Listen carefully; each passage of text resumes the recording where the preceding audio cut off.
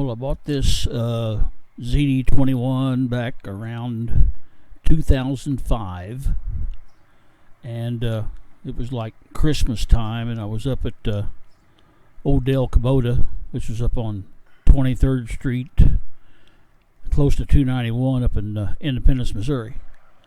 And they was $12,000, and they had them a $500 discount because it was winter time, it was around Christmas, and they had a special with GE Capital, which they would finance you at 1.9%, which since I was recently retired and money is never in oversupply when you're on Social Security and early retirement, I signed up for it and got it. So they talked me into buying this diesel. I didn't know a thing about them, but they talked me into buying this diesel. Said it was a lot quieter and a lot more powerful than the gasoline. I think they had maybe a Kawasaki for the gasoline engine. And I had a DR field mower with a Kawasaki, good engine. DR is a good unit. Love that thing. But anyway, I chose this one and went with it, and so I got it for $11,500 on 3 years. I don't know what it was, three and a half a month, something like that. But so I've had it like 18 years, and good mower. Always change all the filters that I knew about on it, and there's a transmission filter and a filter on the engine, of course, and then the fuel filters you can see. And anyway, it's been losing power, and getting mowing, it almost stalled out on me. So anyway, I went to YouTube, and there was this guy hollering about there was a filter on the bottom.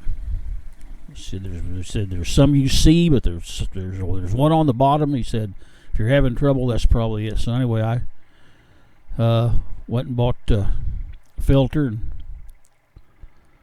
went and got the Kubota tractor, some chains, and some good sturdy pipe. This pipe here is like structural pipe.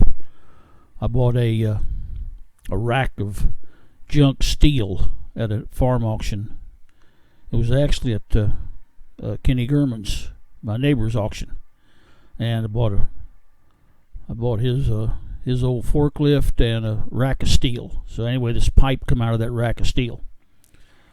So get her jacked up here. You got to be safe on this stuff, because fall on you, it'll kill you. But these pipes here are very sturdy. I'll tell you, they're stout, man.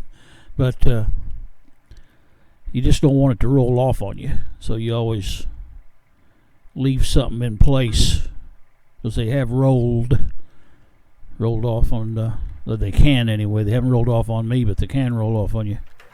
So but by way of a story, when I was working for General Motors, and we had moving some forklifts, which I worked on, and they left them on a trailer, unhooked the tractor and left them on the trailer with the legs down, and the legs sunk in the dirt over a period of about a week and a half, and the trailer tipped and the forks fell off. They were big electric ones, and it sprung the frame.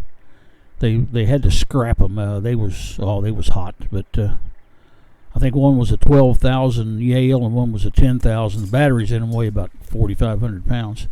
Anyhow, back to this thing here.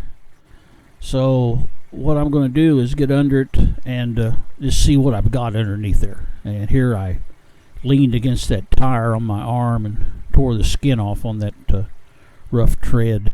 But as you can see here, you got a pretty good view from underneath there. It's a lot better than what I thought it'd be. I didn't know if I could see or not. And the bolt is right on the back side of that bracket. So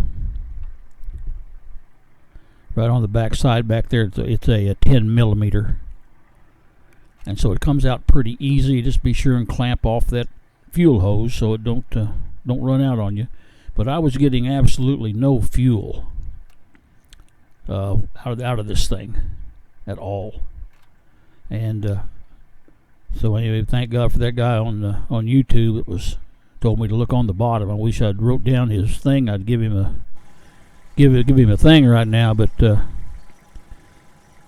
video camera worked really well under there. There was a lot more light than what it looked like, so I could see pretty good, and it came off really easy underneath there. It was just not much to it at all.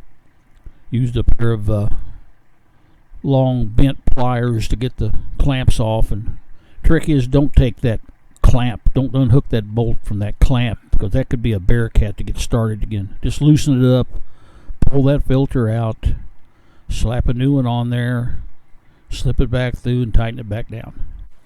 So anyway, that's where I caught my arm, on that tread. Took a little bit of Neosporin for that. Kind of stung, if you want to know the truth. Kind of hurt. But this went really, really smooth once I got it up in the air. And there you can see where that, you can't see the bolt, but it's back in there. And just don't take it completely out. You loosen it about 6 or 8 turns, and where that's loose, and you can slide that thing out. And here it is popping now. I wouldn't hardly getting a drop out of it. So it's really this really cured it. Now I've got 2 filters on top, which is maybe overkill. One on the bottom, but at the time I wasn't sure if I thought maybe the pump was bad, which I don't know what they cost, but I sure didn't want to have to buy one, I'll tell you that. But they're the new filter. It's full of diesel, and things should run really, really, really good now. But that old tractor over there that is a wonderful unit. I've got a little backhoe on the back of it that I bought down in Louisville, Kentucky, over eBay back about, I don't know, 2009 maybe. Trip to Louisville to pick up that backhoe, little backhoe, and it'll dig 6 foot deep, and that tractor handles it really well. It's runs off it's a hydraulic pump backhoe, and the hooks up to the PTO shaft on the tractor, so it really works well. But anyway, this worked out really good here. And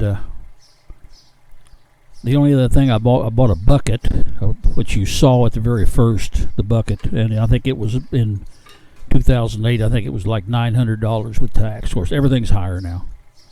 But and if you got log chains, never throw them away. But anyway, I got to get off of here. Thanks for watching. I'm going to shut up. Thank you.